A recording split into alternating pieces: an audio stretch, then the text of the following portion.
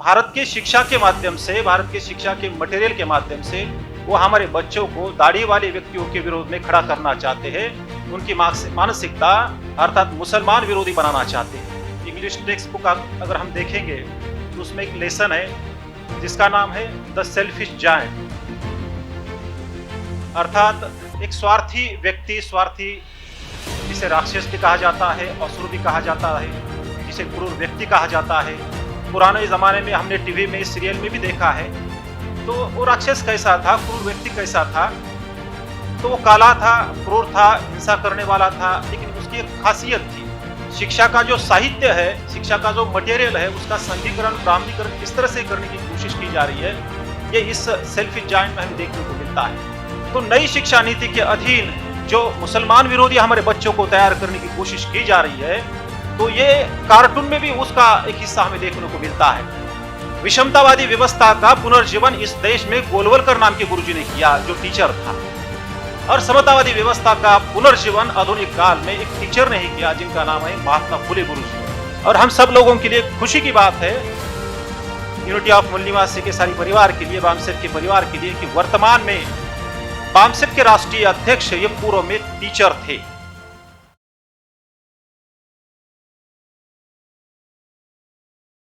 मंच पर उपस्थित बामसेफ के राष्ट्रीय अध्यक्ष सम्माननीय कमलाकांत काले सर तथा सभी सम्माननीय वक्तागण, यहाँ उपस्थित मेरे सभी साथियों, जो विषय है, विषय में दो शब्द है, नई शिक्षा नीति का संघीकरण या ब्राह्मणीकरण।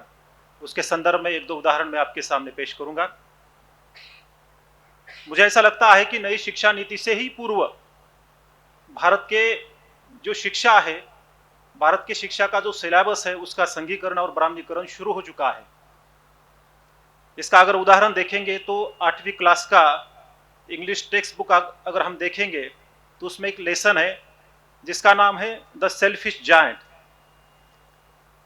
अर्थात एक स्वार्थी व्यक्ति, स्वार्थी जिसे राक्षस भी कहा जाता है, असुर भी कहा जाता है, जिसे क्रूर व्यक्ति कहा जाता है, ऐसे व्यक्ति के आधार पर ये लेसन 8वीं कक्षा में पढ़ाया जाता है।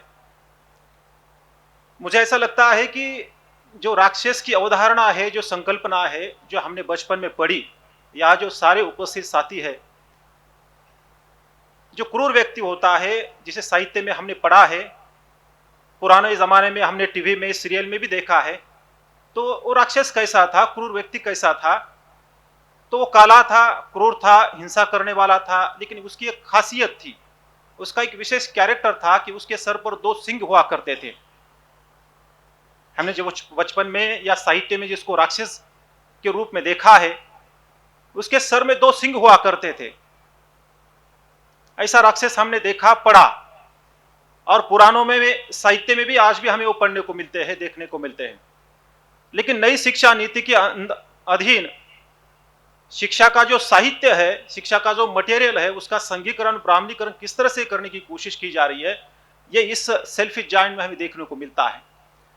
तो इस लेसन में भी एक राक्षस है जो क्रूर है, विषमतावादी है, साथ सहयोग करता नहीं है, रंग में काला है, लेकिन उसकी एक नई अपडेशन है, नया कैरेक्टर उसको दिखाया गया है, और वो कैरेक्टर है, उसको दाढ़ी दिखाई गई है। जो मुसलमान भाई दाढ़ी रखते हैं, बिल्कुल वैसी ही दाढ़ी उस जायंट को, उस राक्षस को दिखाई गई है। तो ये दाढ़ी रखने का मतलब क्या है? तो दाढ़ी रखने का मतलब यह है कि भारत की शिक्षा के माध्यम से, भारत की शिक्षा के मटेरियल के माध्यम से वो हमारे बच्चों को दाढ़ी वाले व्यक्तियों के विरोध में खड़ा करना चाहते हैं। उनकी मानसिकता अर्थात मुसलमान विरोधी बनाना चाहते हैं। इसका ये एक संघीकरण और ब्राह्मणीकरण का एक उदाहरण है द सेल्फिश जायंट। केवल ये शिक्षा तक ही सीमित नहीं है, तो हमारे बच्चों को अलग अलग साधनों के माध्यम से इस देश में संघीकरण और ब्राह्मणीकरण का शिकार बनाया जा रहा है। उसका और एक उदाहरण मैं आपको देना चाहूँगा। मैं एजुकेशन डिपार्टमेंट में काम करता हूँ, तो मैंने मेरे स्कूल में, जो देहात में स्कूल है, उस स्कूल में छोटे छोटे बच्चों को, जो पहली, दूसरी, तीसरी कक्षा में पढ़ते हैं, उन बच्चों को मैंने पूछा, अरे तुमने जंगल बुक नाम का सीरियल देखा क्या? जंगल बुक नाम का सीरियल। तो लगभग सारे के सारे बच्चों ने हाथ खड़े किया, सर हाँ हमने देखा। उसमें क्या देखा? तो उसमें बगीरा है जो पैंथर है, उसमें साशा है जो बंदरिया है, उसमें शेर भी है, उसमें मोगली नाम का एक बच्चा भी है। मतलब ये जो मीडिया का जो सीरियल है, जो बच्चों की जो कार्टून है जंगल बुक नाम का, ये देहात तक पहुंच चुका है और देहात के बच्चे भी ये देखते हैं। तो नई शिक्षा नीति के अधीन जो मुसलमान विरोधी हमारे बच्चों को तैयार करने की कोशिश की जा रही है, तो ये कार्टून में भी उसका एक हिस्सा हमें देखने को मिलता है। तो इस कार्टून में जंगल बुक में अगर कोई हीरो है, नायक है, तो वो है वो बच्चा मोगली।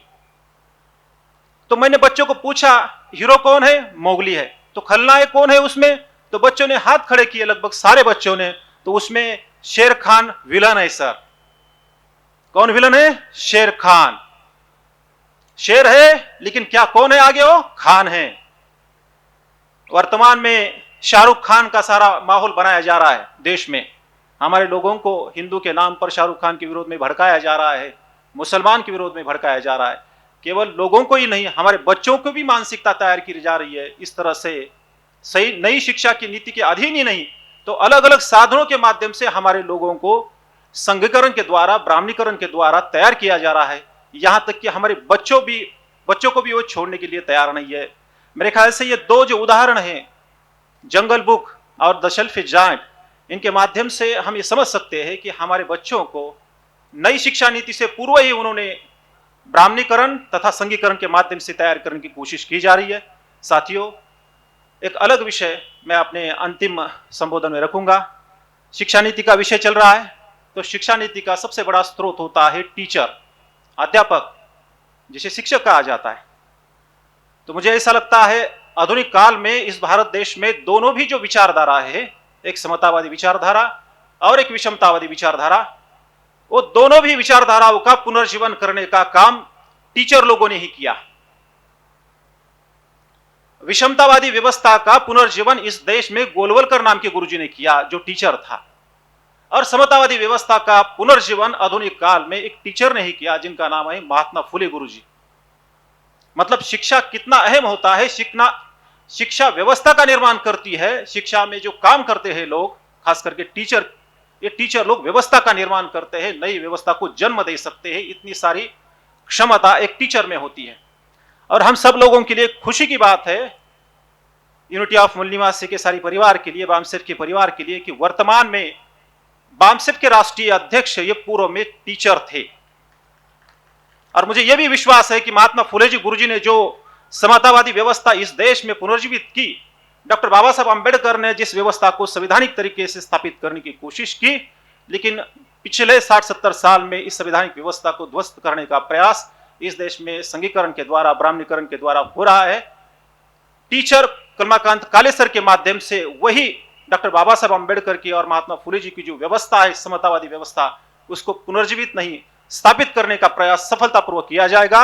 इस आशा और विश्वास के साथ धन्यवाद। जय मूल निवासी।